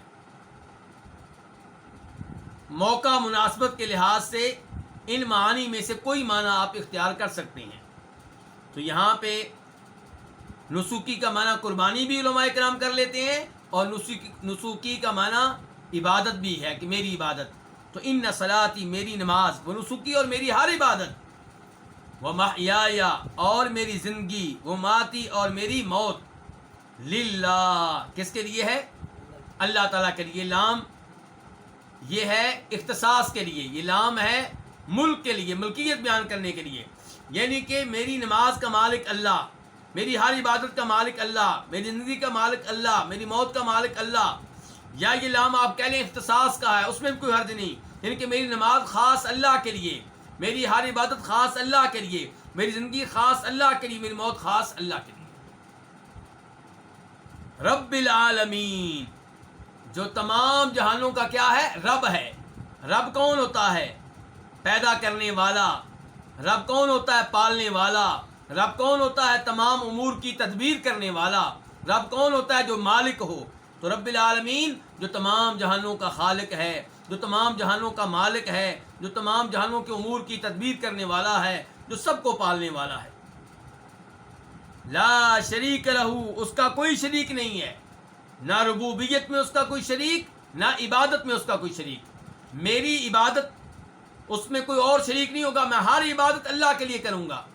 اور ربوبیت میں بھی کوئی شریک نہیں ہے، یعنی کہ خالق وہ اکیلا ہے، مالک وہ اکیلا ہے، رازق وہ اکیلا ہے، تمام امور کی تدبیر کرنے میں وہ تنہا ہے، کوئی اس کے ساتھ شریک نہیں ہے۔ قبر والے اس کے ساتھ شریک نہیں ہے کائنات کا نظام چلانے میں، ہمارے امور کی تدبیر کرنے میں، بارش برسانے میں، سورج اور چاند کو غروب کرنے میں، طلوع کرنے میں، کوئی اس کے ساتھ شریک نہیں ہے۔ وَبِذَلِكَ أُمِرْتُ، اور اسی بات کا مجھے حکم دیا گیا ہے۔ کس بات کا؟ کہ میں ہر عبادت اللہ کے لیے خاص کر دوں اور اللہ کے ساتھ کسی کو شریک نہ کروں۔ وَأَنَا مِنَ الْمُسْلِمِينَ، مجھے حکم دیا گیا ہے تو میرا آگے سے پھر کیا رد عمل ہے؟ وَأَنَا مِنَ الْمُسْلِمِينَ، میں فرما برداری کرنے والوں میں سے ہوں، میں اللہ کی اس معاملے میں اطاعت کرنے والوں میں سے ہوں، میں اللہ کا ہر حکم ماننے والوں میں سے ہوں۔ المسلمین مسلم کی جمع ہے۔ مسلم کون؟ جو اللہ کے تابع ہو جائے، جو اللہ کا فرما بردار بن جائے، جو اللہ کے سامنے جھک جائے، جو اللہ کا ہر حکم ماننے لگے۔ کیا کہا تھا اللہ تعالیٰ نے ابراہیم علیہ السلام سے؟ اذ قال له ربه اسلم قال اسلمت لرب العالمین۔ اللہم، یہ دعا جاری ہے، لمبی دعا ہے، ماشاءاللہ کتنے عظیم الفاظ ہیں جو ہمارے نبی علیہ السلام ادا کیا کرتے تھے، اللہ کی تعریفیں کرتے ہوئے، اللہ سے مانگتے ہوئے، اللہ سے سوال کرتے ہوئے۔ تو کیا کہہ رہے ہیں آپ؟ اللہم، اے اللہ، انت الملک، تو ہی بادشاہ ہے۔ انت بھی معرفہ، الملک بھی معرفہ، مانا کیا ہو گیا؟ تو ہی بادشاہ ہے۔ اب آپ کہیں گے بادشاہ تو اور بھی ہیں، دنیا کے کئی ممالک میں بادشاہ موجود ہیں۔ بھائی حقیقی بادشاہ کون ہے؟ اللہ۔ یہ بادشاہ عارضی طور پہ، کوئی بادشاہ بن رہا ہے 40 سال کی عمر میں، کوئی 50 سال کی عمر میں، کوئی 70 سال کی عمر میں، کوئی 80 سال کی عمر میں۔ تو پہلے جو اتنے سال ہیں زندگی کے وہ کیسے نکلے ہیں؟ بادشاہت کے بغیر۔ اور پھر فوت ہو جائیں گے تو بادشاہت ختم، اور ہو سکتا ہے فوت ہونے سے پہلے ہی کوئی کرسی سے ہٹا دے، بادشاہت گئی۔ اور جب تک بادشاہت ہے کیسی ہے؟ ٹینشنوں والی، ساری رات پریشانی رہتی ہے، یہ میرا سکیورٹی گارڈ ہی مجھے گولی نہ مار دے، یہ میری فوج کا سربراہی میرا تختہ نہ الٹ دے، یہ کہیں ایسا نہ ہو کہ عوام ایسا احتجاج کریں کہ مجھے اقتدار چھوڑنا پڑے۔ یہ بادشاہت ہے۔ اور اللہ کیسا بادشاہ ہے؟ اللہ اکبر، اس کو کہتے ہیں بادشاہ۔ کیا؟ حدیث قدسی ہے، اللہ تعالیٰ خود فرماتے ہیں سارے کے سارے انسان، آدم علیہ السلام سے لے کر قیامت تک آنے والے آخری انسان تک، سب کے سب جمع ہو جائیں اور مجھ سے، اللہ تعالیٰ کہہ رہے ہیں مجھ سے ہر انسان وہ مانگے جو وہ چاہتا ہے، میں ہر ایک کو دے دوں، میری بادشاہت میں کوئی کمی نہیں ہوگی۔ اس کو کہتے ہیں بادشاہ۔ اور فرمایا سارے کے سارے انسان، آدم علیہ السلام سے لے کر قیامت تک آنے والے، پیدا ہونے والے آخری انسان تک، سب کے سب اس بات پہ اتفاق کر لیں کہ ہم نے کبھی بھی اللہ کی نافرمانی نہیں کرنی، ہر وقت 24 گھنٹے اللہ کی اطاعت کرنی ہے، اس سے میری بادشاہت میں کوئی اضافہ نہیں ہوگا۔ اس کو کہتے ہیں بادشاہ۔ اور دنیاوی بادشاہ، سارے لوگ ووٹ دیں تو جناب واہ جی واہ، واقعی بادشاہت ہے۔ اور اس کے برعکس اللہ تعالیٰ یہ بھی کہتے ہیں اگر سارے کے سارے لوگ اس بات پہ اتفاق کر لیں کہ ہم نے کوئی بھی اللہ کی بات نہیں ماننی، کبھی بھی اللہ کی اطاعت نہیں کرنی، کبھی بھی اللہ کی عبادت نہیں کرنی، فرمایا اس سے میری بادشاہت میں کوئی کمی نہیں ہوگی۔ یہ ہے بادشاہ۔ اللہم انت الملک، اے اللہ تو بادشاہ ہے۔ لا الہ الا انت، تیرے سوا کوئی معبود برحق نہیں ہے۔ انت ربی، تو ہی میرا رب ہے۔ اور رب کا معنی کیا؟ تو ہی میرا خالق ہے، تو ہی میرا مالک ہے، تو ہی میرا میرے تمام امور کی تدبیر کرنے والا ہے، تو ہی مجھے پالنے والا ہے، اور میں کیا ہوں؟ وَأَنَا عَبْدُكَ، میں تو تیرا بندہ ہوں۔ یہ کون کہہ رہے ہیں؟ نبی علیہ الصلوۃ والسلام۔ آپ یہ نہیں کہہ رہے کہ تو میرا رب ہے اور میں کیا ہوں؟ میں مشکل کشا ہوں، میں حاجت روا ہوں، نہیں، آپ کہہ رہے تو میرا رب، وَأَنَا عَبْدُكَ، اور میں تیرا بندہ۔ ظلمت نفسی، میں نے اپنے اوپر ظلم کیا ہے، واعترفت ذنبی، اور میں اپنے گناہوں کا اعتراف کرتا ہوں۔ میں نے اپنے اوپر ظلم کیا ہے اور میں اپنے گناہوں کا اعتراف کرتا ہوں۔ فاغفر لی ذنوبی جمیعا، بس تو میرے سارے گناہ معاف کر دے۔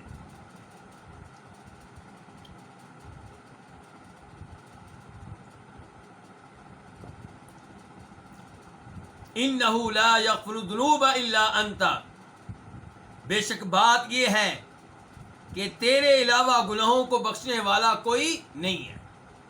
انہ، بے شک بات یہ ہے، یہ ضمیر شان ہے، لا یغفر الذنوب، نہیں گناہوں کو معاف کرتا، الا انت، مگر تو۔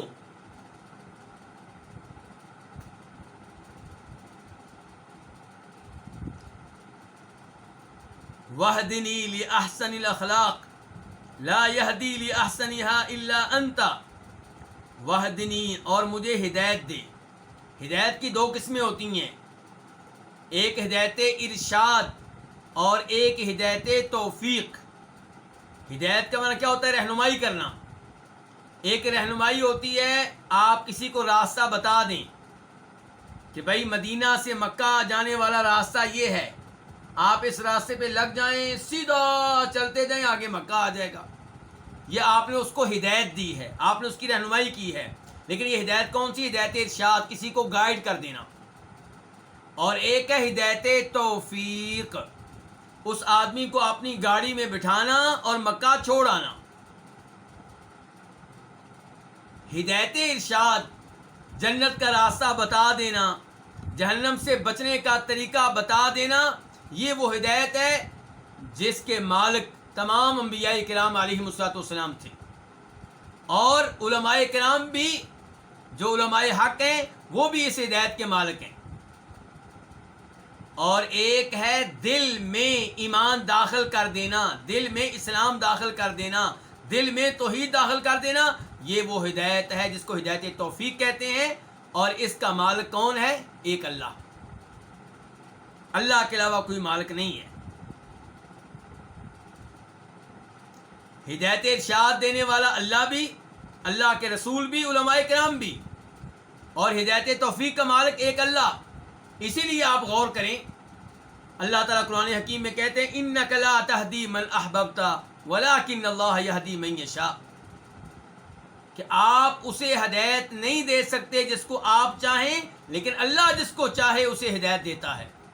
اب اللہ تعالیٰ یہاں پہ نبی علیہ السلام سے کیا کہہ رہے ہیں؟ آپ ہدایت نہیں دے سکتے، جس کو آپ چاہیں اس کو آپ ہدایت دے لیں، ایسا نہیں ہوگا۔ یہ کون سی ہدایت ہے؟ ہدایت توفیق۔ ان کہ اللہ تعالیٰ نبی علیہ السلام سے بتا رہے ہیں ہدایت توفیق آپ کے ہاتھ میں نہیں ہے، دل میں ایمان، اسلام، توحید داخل کرنا یہ آپ کے بس میں نہیں ہے، اس کے مالک آپ نہیں ہیں۔ اسی لیے آپ اپنے چچا ابو طالب کو کلمہ نہیں پڑھا سکے۔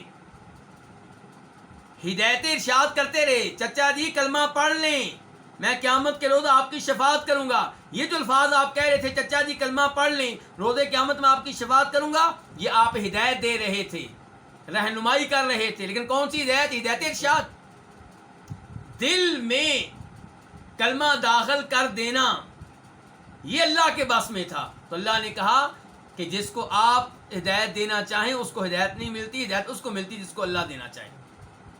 دوسری جانب اللہ تعالیٰ کیا کہتے ہیں؟ وَإِنَّكَ لَتَهْدِي إِلَىٰ صِرَاطٍ مُسْتَقِيمٍ، اے اللہ کے رسول آپ صراط مستقیم کی طرف ہدایت دیتے ہیں۔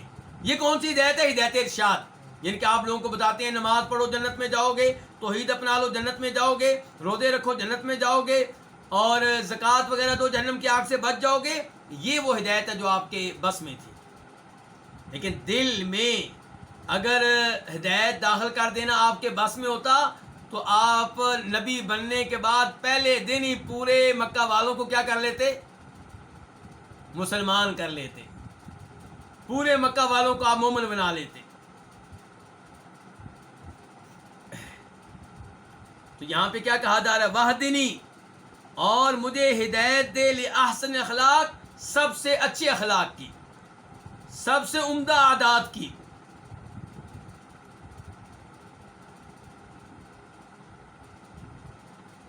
تو یہ کون سی ہدایت ہوگی؟ اس میں ہدایت ارشاد بھی ہو جائے گی، ہدایت توفیق بھی.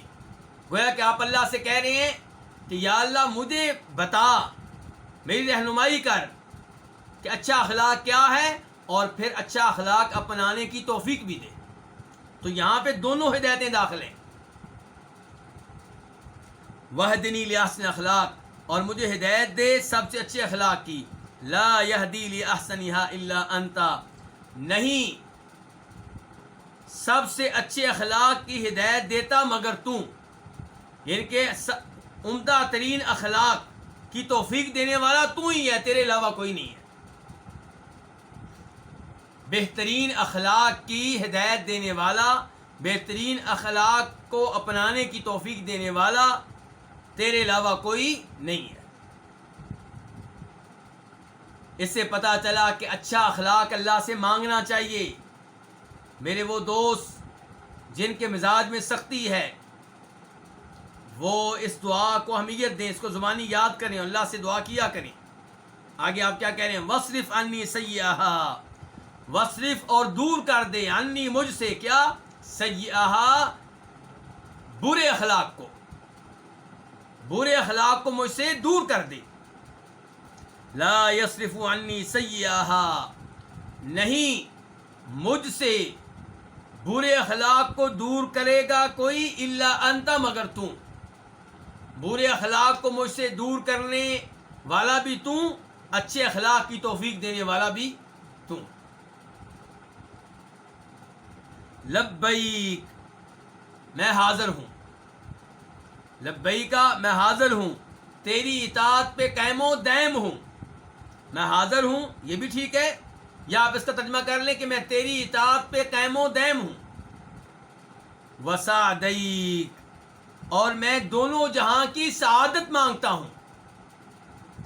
وسعدیک، میں دو طرح کی سعادت تجھ سے مانگتا ہوں، دونوں جہاں کی سعادت مانگتا ہوں، دنیا کی بھی آخرت کی بھی. والخیر کلہ فی یدیک، ساری کی ساری خیر تیرے ہاتھوں میں ہے. ساری کی ساری خیر کس کے ہاتھوں میں ہے؟ اللہ کے ہاتھوں میں ہے. یعنی کہ خیر کی توفیق دینے والا، نیکی کی توفیق دینے والا تو ہے.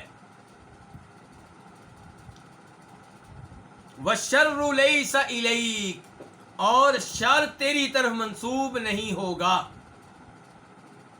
غور کیجئے گا، خیر کی باری آئی تو کیا کہہ رہے ہیں نبی علیہ السلام؟ ساری کی ساری خیر تیرے ہاتھ میں ہے، یعنی کہ ہر خیر کا خالق تو، ہر خیر کا مالک تو. اور شر کی باری آئی تو یہ نہیں کہا کہ شر کا مالک تو نہیں ہے، اور یہ بھی نہیں کہا کہ شر تیرے ہاتھوں میں نہیں ہے، شر تیری قدرت میں نہیں ہے، یہ نہیں کہا. کہا والشر لیس الیک، شر کی نسبت تیری طرف نہیں کی جائے گی. تو یہ ہے ادب، اللہ تعالیٰ سے بات کرنے کا ادب. حالانکہ اللہ تعالیٰ خیر کا بھی اللہ تعالیٰ خیر کے بھی خالق ہیں، شر کے بھی خالق ہیں. خیر کو پیدا کرنے والا بھی اللہ، شر کو پیدا کرنے والا بھی اللہ. فرشتوں کو پیدا کرنے والا بھی اللہ، ابلیس کو پیدا کرنے والا بھی اللہ، جنت کو پیدا کرنے والا بھی اللہ، جہنم کو پیدا کرنے والا بھی اللہ. نیکی کا خالق بھی اللہ، برائی کا خالق بھی اللہ. ایسا نہیں ہے کہ برائی کا خالق کوئی اور ہے. معتزلہ اور عقل پرست لوگ، گمراہ فرقے، ان کا عقیدہ کیا ہے؟ دھیان سے سن لیں. وہ اپنی طرف سے اللہ کا ادب کرتے ہیں اور کہتے ہیں خیر کا خالق اللہ ہے، برائی اور گناہ کا خالق اللہ نہیں ہے. یہ کیسے ہو سکتا ہے کہ اللہ تعالیٰ گناہ کو پیدا کرے؟ اور ظالم یہ بھول جاتے ہیں کہ جب آپ کہتے ہیں کہ شر کا خالق اللہ نہیں ہے، تو پھر کیا شر کو کسی اور نے پیدا کیا ہے؟ خالق دو ہو گئے. یہ عقیدہ ان کا بہت غلط عقیدہ ہے. تو صحیح عقیدہ کیا کہ خیر کا خالق بھی اللہ، شر کا خالق بھی اللہ. لیکن اللہ نے نبی بھیج دیے علیہ الصلوۃ والسلام، کتابیں نازل کر دیں، لوگوں کو بتا دیا کہ یہ خیر ہے، یہ شر ہے، خیر کو اپنا لو، شر سے بچ جاؤ. سانپ کو پیدا کرنے والا بھی اللہ، بکری کو پیدا کرنے والا بھی اللہ. بتا دیا بکری حلال ہے، اس کا دودھ پی سکتے ہو، گوشت کھا سکتے ہو.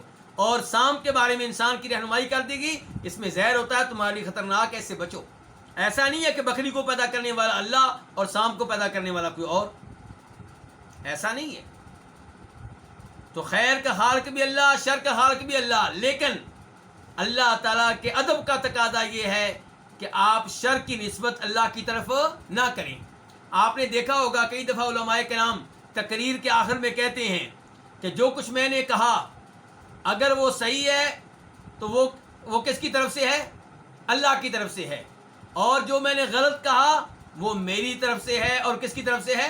شیطان کی طرف سے ہے.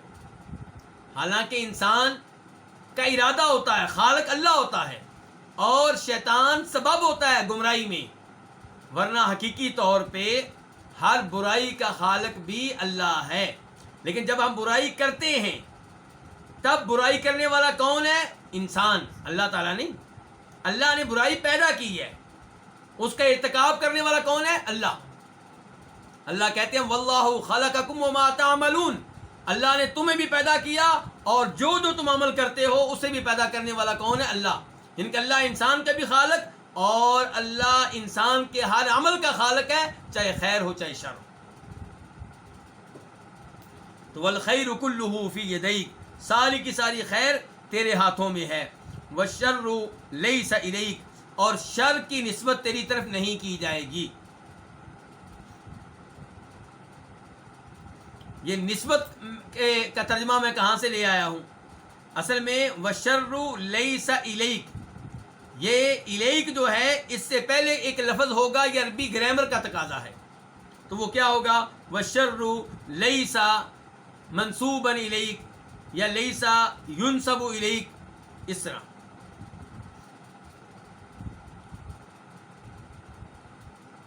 انا بک و الیک، میں تیرے سہارے سے ہوں، میں جو کچھ کرتا ہوں تیری توفیق سے کرتا ہوں، تیری مدد سے کرتا ہوں، تیرے سہارے سے کرتا ہوں. انا بکا، میں تیرے سہارے سے ہوں. و الیکا، اور میں تیری طرف ہی لوٹنے والا ہوں، میں نے تیری طرف واپس آنا ہے، تیرے پاس پہنچنا ہے. تبارکتا، تو بابرکت ہے، وتعالیتا، اور تو بلند و بالا ہے. استغفرک، میں تجھ سے گناہوں کی مغفرت چاہتا ہوں، گناہوں کی معافی چاہتا ہوں. سین چاہنے کے معنی میں ہے. جیسے ہم کہتے ہیں ایاک نعبد و ایاک نستعین، نستعین ہم مدد چاہتے ہیں، تو چاہتے ہیں، مانگتے ہیں، سوال کرتے ہیں، کس کا معنی ہے؟ سین کا. یہاں پہ بھی ایسے ہی ہے. استغفرک، میں تو اس سے مغفرت کا سوال کرتا ہوں، میں تو اس سے مغفرت طلب کرتا ہوں. واتوب الیک، اور میں تیری طرف رجوع کرتا ہوں، میں تجھ سے توبہ کرتا ہوں.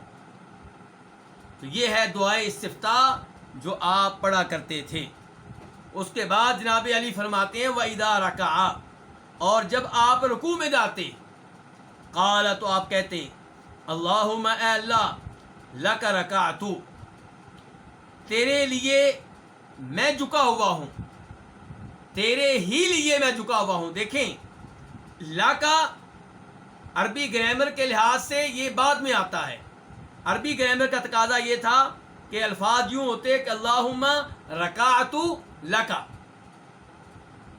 لیکن یہاں پہ لکا پہلے آیا. تو جب وہ لفظ پہلے آ جائے جس کی جگہ بعد میں ہو تو اس سے معنی پیدا ہو جاتا ہے تخصیص کا، حصر کا، تاکید کا. یعنی کہ میں تیرے لیے ہی جھکا ہوا ہوں، ہی کا معنی پیدا ہو گیا، میں تیرے لیے ہی جھکا ہوا ہوں. وَبِكَ آمَنْتُ، اور تجھ ہی پہ میں ایمان لایا ہوں. وَلَكَ أَسْلَمْتُ، اور تیرے لیے ہی میں فرما بردار بن گیا ہوں، تیرے لیے ہی میں جھک گیا ہوں. یہ وہی لفظ ہے مسلمون والا. خَشِعَ لَكَ سَمْعِي وَبَصَرِي وَمُخِّي وَعَظْمِي وَعَصَبِي. خَشِعَ لَكَ، تیرے لیے جھکے ہوئے ہیں، خشع جھکے ہوئے ہیں، لکا تیرے لیے جھکے ہوئے ہیں. سمعی، میرے کان، و بصری، اور میری آنکھیں، و مخی، اور میرا دماغ میرا مغز، وعظمی اور میری ہڈیاں، وعصبی اور میرے پٹھے. کیا مطلب؟ یعنی کہ میرے کان وہی سنیں گے جو تو چاہے گا، گناہ والی بات نہیں سنیں گے. میری آنکھیں وہی دیکھیں گی جو تو چاہے گا. تو میرا ایک ایک عضو تیرے تابع ہے، تیری تعمیل کرتا ہے، تیرے سامنے جھکا ہوا ہے.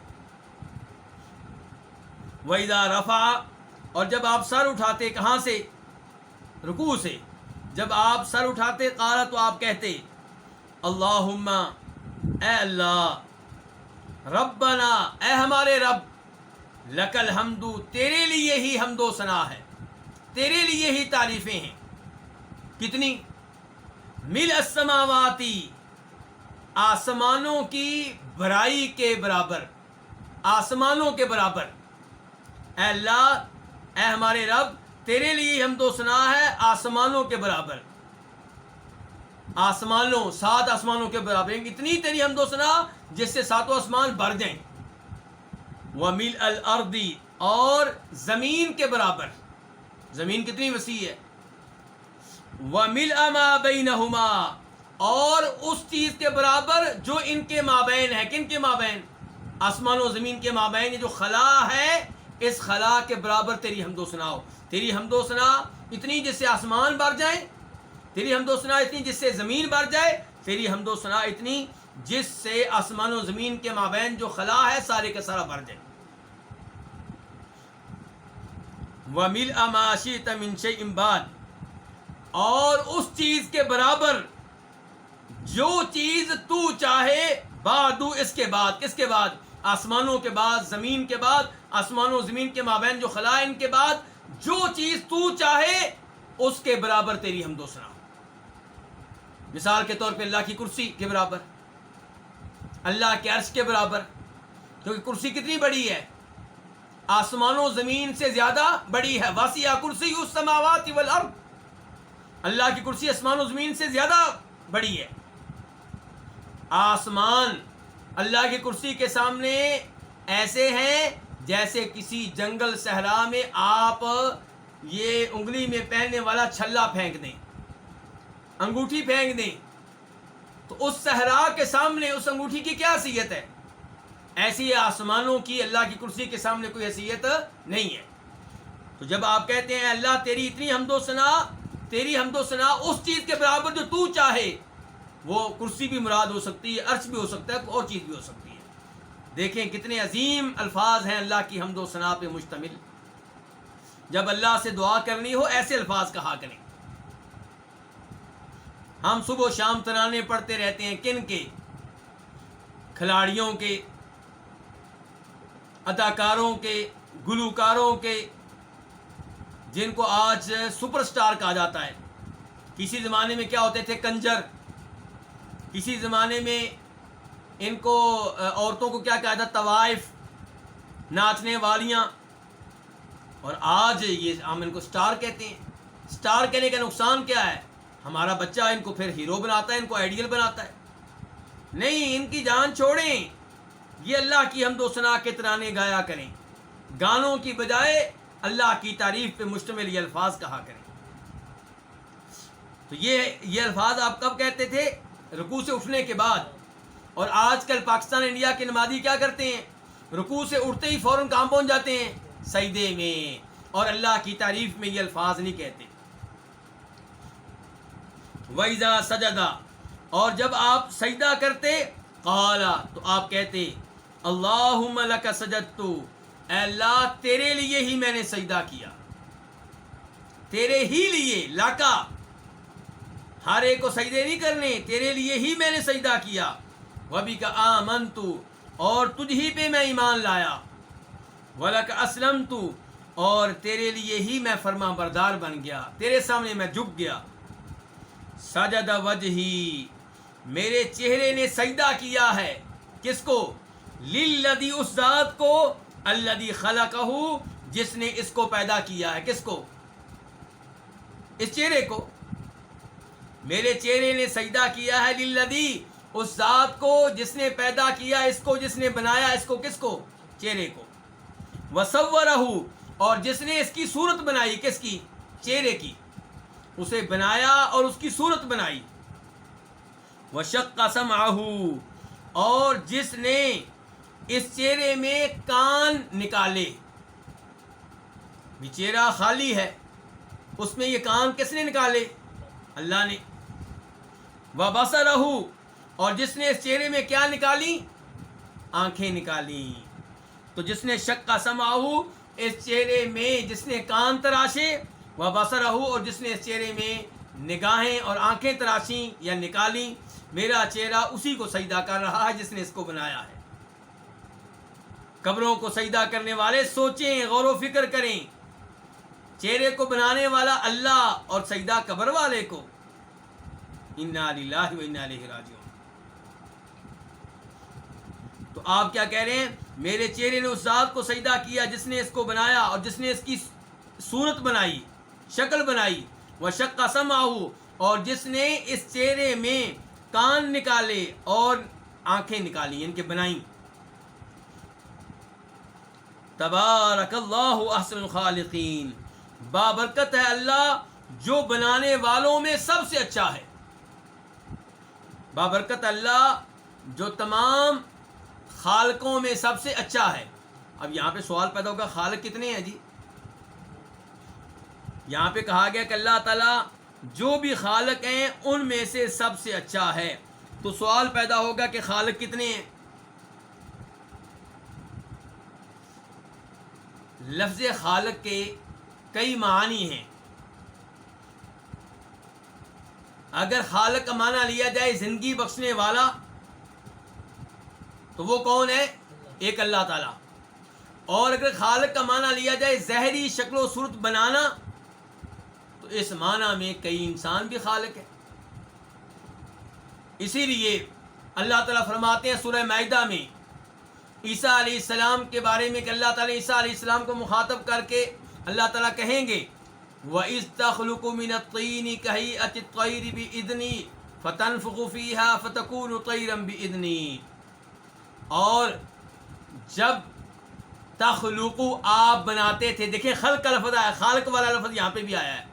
وَإِذْ تَخْلُقُ، جب آپ خلق کرتے تھے، جب آپ خالق بنتے تھے، جب آپ بناتے تھے. من الطین، کس سے؟ مٹی سے. کیا بناتے تھے؟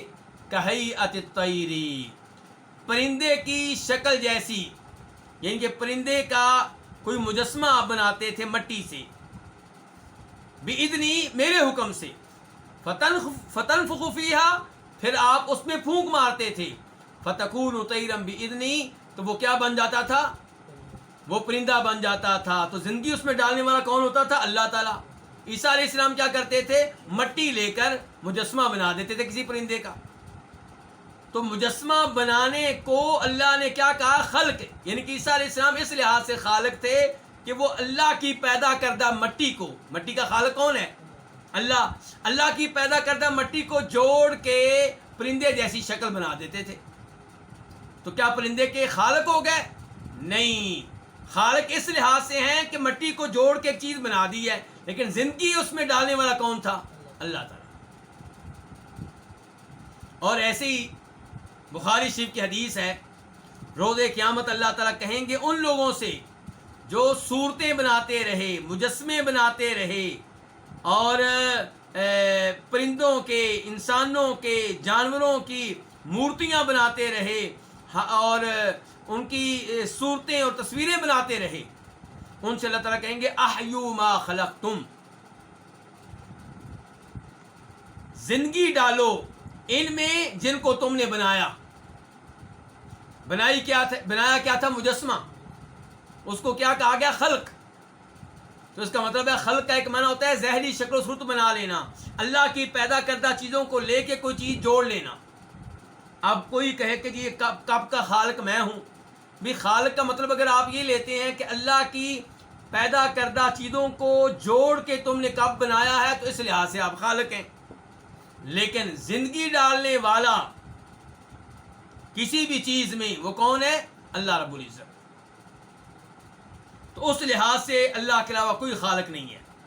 تو یہاں جب کہا گیا بابرکت اللہ احسن الخالقین، جو بنانے والوں میں سب سے اچھا ہے، تو یہ مراد ہے کہ جو کوئی چیزیں بناتے ہیں، اور اس سے مراد یہ ہے کہ کوئی چیز جوڑ کے کوئی بناتے ہیں، وہ بھی اس میں شامل ہو گئے.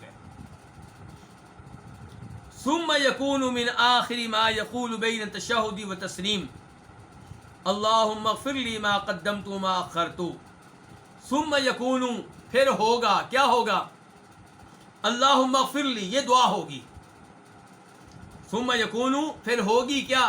یہ دعا اللهم اغفر لي ما قدمت وما اخرت، یہ دعا ہوگی من آخر ما يقول بين التشهد والتسلیم، یہ ان آخری چیزوں میں سے ہوگی جو نمازی کہے گا. پھر ہاں، یہ بات نمازی کی نہیں ہو رہی، نبی علیہ السلام کی ہو رہی ہے. ثم یکون، پھر یہ دعا ہوتی تھی کون سی؟ اللہم اغفر لی. پھر یہ دعا ہوتی تھی من آخری ما یقول، ان آخری چیزوں میں سے، یقول جو آپ پڑھا کرتے تھے، جو آپ کہا کرتے تھے تشہد اور سلام پھیرنے کے درمیان. تشہد کیا ہے؟ التحیات للہ والصلوات والطیبات السلام علیکہ ایھا النبی، یہ تشہد ہے کیونکہ اس میں آتا ہے اشہدو ان لا الہ الا اللہ. اس کے بعد آپ کیا پڑھتے؟ درود پڑھتے. اس کے بعد مختلف دعائیں پڑھتے. تو جناب علی کہہ رہے ہیں کہ تشہد یعنی کہ تحیات للہ اور سلام پھیرنے کے مابین جو آپ دعائیں پڑھا کرتے تھے، ان دعاؤں میں سے جو آخری دعائیں ہوتی تھی، ان میں سے ایک دعا یہ ہوتی تھی اللہم اغفر لی ما قدمت وما اخرت. ثم یکون، پھر ہوتی تھی، کیا ہوتی تھی؟ اس کا تذکرہ آخر میں آ رہا ہے. پھر ہوتی تھی من آخری ما یقول، ان آخری چیزوں میں سے جو آپ کہا کرتے تھے تشہد کے درمیان اور سلام پھیرنے کے درمیان، کیا ہوتی تھی؟ اللہم اغفر لی، یہ دعا ہوتی تھی اے اللہ اغفر لی، مجھے معاف کر دے، ما قدمت، جو گناہ میں نے آگے بھیجے ہیں.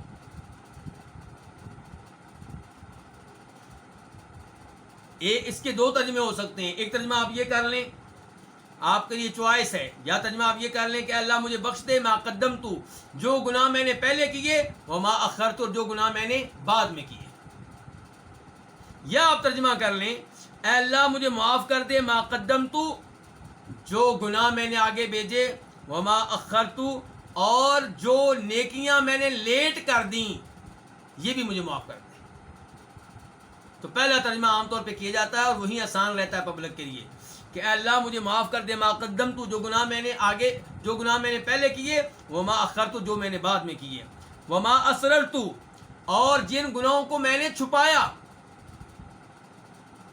وہ بھی معاف کر دے، وما اعلنت، اور جن گناہوں کو میں نے ظاہر کیا، سب کے سامنے کیا، وہ بھی معاف کر دے، وما اسرفت، اور جن گناہوں میں میں نے اسراف کیا، جن گناہوں میں میں حد سے آگے نکل گیا، وہ بھی معاف کر دے، وما انت اعلم به منی، اور ان گناہوں کو بھی معاف کر دے جن کو تو مجھ سے بہتر جاننے والا ہے. گناہ میں نے کیے لیکن ان کے بارے میں زیادہ علم تیرے پاس ہے. یعنی کہ یہ اللہ سے معافی مانگتے ہوئے انتہائی عاجزی ہے، بار بار کہہ رہے ہیں کہ یا اللہ یہ بھی معاف کر دے، وہ بھی معاف کر دے، چھپ کے کیے وہ بھی معاف کر دے، سب کے سامنے کیے وہ بھی معاف کر دے، زندگی کے شروع میں کیے وہ معاف کر دے، آخر میں جو کیے وہ بھی معاف کر دے. انت المقدم و انت المؤخر، تو ہی آگے کرنے والا ہے، تو ہی کسی کو آگے کرنے والا ہے. کس میں؟ خیر کے کاموں میں. انت المقدم، تو ہی کسی کو آگے کرنے والا ہے، کس میں؟ خیر کے کاموں میں. وانت المؤخر، اور تو ہی پیچھے کرنے والا ہے. یعنی کہ جس کو تو نیکی کی توفیق دے وہی نیکی میں آگے بڑھے گا، اور جس کو تو نیکی کی توفیق نہ دے وہ پیچھے رہے گا. تو توفیق تیرے ہاتھ میں ہے. انت المقدم، تو ہی خیر میں کسی کو آگے کرنے والا ہے. وانت المؤخر، اور تو ہی پیچھے کرنے والا ہے. لا الہ الا انت، تیرے سوا کوئی معبود برحق نہیں. اللہ اکبر. دیکھیے نبی علیہ السلام کی کتنی عظیم الشان دعائیں ہیں، اور یہ جناب علی رضی اللہ عنہ نے یہ حدیث بیان کی ہے. اس میں وہ دعا بھی آ گئی جو دعا استفتاح ہے، رکوع کی دعا بھی آ گئی، رکوع سے سر اٹھا کے جب کھڑے ہوتے ہیں جس کو قوما کہتے ہیں اس کی دعا بھی آ گئی، سجدے کی دعا بھی آ گئی، اور التحیات اور سلام پھیرنے کے مابین جو آپ مختلف دعائیں پڑھتے تھے ان میں سے ایک دعا آ گئی اللہم اغفر لی ما قدمت وما اخرت وما اسررت وما اعلنت.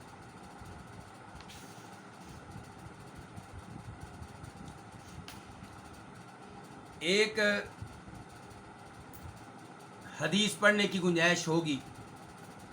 باب نمبر 6، باب قراءۃ الفاتحہ فی کل رکعہ، ہر رکعت میں سورہ فاتحہ کی تلاوت کرنا. حدیث نمبر 416 416 قاف. اس حدیث کے بیان کرنے پہ اتفاق ہے کس کا؟ امام بخاری کا اور امام مسلم کا. عن عبادہ بن صامت، عبادہ بن صامت رضی اللہ عنہ سے روایت ہے، ان رسول اللہ صلی اللہ علیہ وسلم قال، کہ رسول اللہ صلی اللہ علیہ وسلم کہا کرتے تھے، لا صلاۃ لمن لم یقرأ بفاتحۃ الکتاب، کوئی نماز نہیں ہے اس شخص کی، من لم یقرأ، جو نہ پڑھے، بفاتحۃ الکتاب، سورہ فاتحہ. کتاب سے مراد کون ہے؟ قرآن کریم. قرآن کریم کی فاتحہ، قرآن کریم کی آغاز والی سورت کون سی ہے جس کو ہم سورہ فاتحہ کہتے ہیں؟ تو اس کے سورہ فاتحہ کے کئی نام ہیں، ان میں سے ایک نام کیا؟ فاتحۃ الکتاب. اور اس کا نام ام القرآن بھی ہے، اس کا نام ام الکتاب بھی ہے، اس کو شفا بھی کہتے ہیں، اس کو رقیہ بھی کہتے ہیں. سورہ فاتحہ کے کئی ایک نام ہیں، اور یہ اتنے زیادہ نام سورہ فاتحہ کی عظمت پہ دلالت کرتے ہیں، کیونکہ ہر نام سورہ فاتحہ کی کسی خوبی کی وجہ سے ہے. اس کا مطلب یہ ہے کہ سورہ فاتحہ میں کئی خوبیاں ہیں. تو بہرحال سورہ فاتحہ یہ وہ عظیم صورت ہے جس کو اللہ نے ہر نماز میں رکھا ہے، ہر نماز کی حرکت میں رکھا ہے. تو نبی علیہ السلام فرما رہے ہیں لا صلاۃ، کوئی نماز نہیں ہے، یعنی کہ چاہے فرض ہو، چاہے نفل ہو، چاہے وہ نماز ہو جو آپ تنہا پڑھ رہے ہیں، چاہے یہ امام کی نماز ہو، چاہے یہ مقتدی کی نماز ہو، لا صلاۃ، کوئی نماز نہیں ہے. یعنی کہ شرعی طور پہ اس نماز کا کوئی اعتبار نہیں ہے. کون سی نماز؟ کس شخص کی نماز؟ جو سورہ فاتحہ نہ پڑھے، جو سورہ فاتحہ نہ پڑھے. جو اب وہ جو ہے من کا لفظ جو عام ہے، یعنی کہ نماز اس آدمی کی نہیں ہوگی جو سورہ فاتحہ نہ پڑھے. یہ آدمی چاہے امام ہو، چاہے مقتدی ہو، چاہے تنہا پڑھ رہا ہو، کوئی بھی نماز ہو، رات میں ہو، دن میں ہو، فرض ہو، نفل ہو، سری ہو، جاری ہو، اور نماز پڑھنے والا امام ہو، مقتدی ہو، منفرد ہو، اس کی نماز نہیں ہوگی جب تک کہ سورہ فاتحہ نہیں پڑھی جائے. اس سے آپ اندازہ لگا سکتے ہیں کہ سورہ فاتحہ کی نماز میں کیا اہمیت ہے. سورہ فاتحہ کے تعلق سے بہت سے مسائل ہیں، لیکن ہمارے پاس ابھی ایک حدیث موجود ہے جو انشاءاللہ ہم آئندہ درس میں پڑھیں گے، تو ان مسائل کی مزید وضاحت انشاءاللہ وہاں پہ آئے گی. بس ایک چھوٹا سا مسئلہ بیان کر دوں کہ ہمارے دوست کہتے ہیں جو سورہ فاتحہ امام کے پیچھے پڑھنے کے قائل نہیں ہیں، وہ کہتے ہیں جی اللہ تعالی نے کہا کہ جب قرآن کی تلاوت کی جائے تو کیا کرو؟ غور سے سنو اور خاموش رہو. اور یہ مسئلہ میں نے آج واضح کر دیا ہے کہ خاموشی کا مطلب یہ ہے کہ اونچی آواز سے نہ پڑھیں. امام کے پیچھے آپ خاموش رہتے ہوئے آہستہ آواز سے سورہ فاتحہ پڑھیں گے تو یہ قرآن کے حکم کے خلاف نہیں ہے. دوسرے نمبر پہ یہ جو آیت ہے یہ کہاں نازل ہوئی تھی؟ مکہ میں، جہاں امام مقتدی کا مسئلہ ہی نہیں تھا، جہاں پہ لوگ چھپ کے نماز پڑھا کرتے تھے. تو یہ آیت کیا بتا رہی ہے کہ جب قرآن کی تلاوت ہو تو شور شرابہ نہ کرو. اور یہ نہیں کہا گیا نماز میں، اس آیت میں نماز کا تو لفظ ہی نہیں آیا. وہ آیت ہے کہ جب قرآن کی تلاوت کی جائے، جب بھی کی جائے تو غور سے سنو اور کیا کرو؟ خاموش رہو، تاکہ تم پہ رب کی رحمتیں نازل ہو. جب بھی تلاوت کی جائے غور سے سنو اور خاموش رہو. تو یہ اصل میں کفار اور مشرکین کے لیے یہ آیت ہے جو قرآن کی تلاوت کے موقع پہ شور شرابہ کرتے تھے.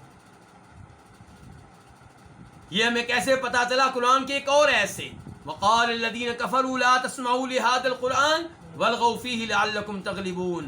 کافروں نے کہا کہ اس قرآن کو نہ سنو اور اس کی تلاوت کے موقع پہ کیا کرو؟ شور شرابہ کرو تاکہ تم غالب آ جاؤ.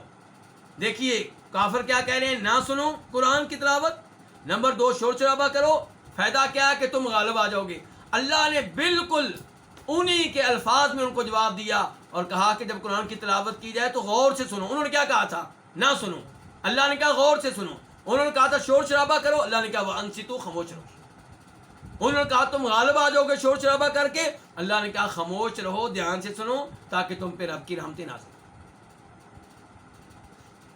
تو یہ آیت امام کے پیچھے سورہ فاتحہ پڑھنے میں رکاوٹ نہیں ہے. یہ آیت کہہ رہی ہے کہ تلاوت ہو تو شور شرابہ نہ کریں، اور اس کا نماز سے تعلق نہیں ہے، یہ عام آیت ہے. آپ دیکھیں کہ رمضان میں مسجد میں کئی لوگ ایک ہی وقت میں اونچی آواز سے تلاوت کر رہے ہوتے ہیں. اب بندہ کہے کہ آیت تو کہہ رہی کہ جب قرآن کی تلاوت ہو تو غور سے سنو، ایک تلاوت اونچی آواز سے کر رہا ہے، دوسروں کو سننی چاہیے، وہ اونچی آواز سے کیوں کر رہے ہیں؟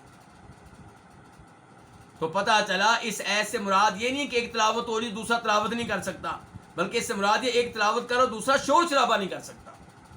باقی امام سورہ فاتحہ پڑھے، آپ اس کے پیچھے آسا آواز سورہ فاتحہ پڑھیں گے، اور جب سورہ فاتحہ کے بعد تلاوت کرے تو آپ تلاوت نہیں کریں گے، وہ ممنوع ہے، دھیان سے سنیں گے. اللہ رب العزت ان احکام کو اور مسائل کو دھیان سے سمجھنے کی توفیق دے اور ان پہ عمل پیرا ہونے کی توفیق دے. اور انشاءاللہ آئندہ درس میں ملاقات ہوگی. ہو سکتا ہے کہ آئندہ درس میں 10 منٹ کی کوئی تبدیلی ہو جائے، لیکن تبدیلی کے بارے میں پہلے اعلان ہوگا، واٹس ایپ گروپوں میں اعلان دیا جائے گا، تب تبدیلی ہوگی، ورنہ پرانا ٹائم ہی ہوگا. وآخر دعوانا الحمد للہ رب العالمین.